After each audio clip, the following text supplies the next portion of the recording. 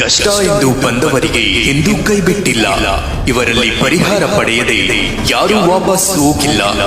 ನೀವು ಪ್ರಾಣಕ್ಕಿಂತ ಹೆಚ್ಚಾಗಿ ಪ್ರೀತಿಸಿದವರಿಂದ ಮೋಸ ಹೋಗಿದ್ದು ಕಣ್ಣೀರಿನ ಜೀವನ ಸಾಗಿಸುತ್ತಿದ್ದೀರಾ.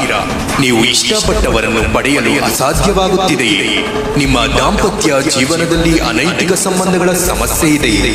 ನಿಮ್ಮ ಮೇಲೆ ಮಾಟ ಮಂತ್ರ ವಾಮಾಚಾರ ಪ್ರಯೋಗಗಳು ನಡೆದಿದೆ.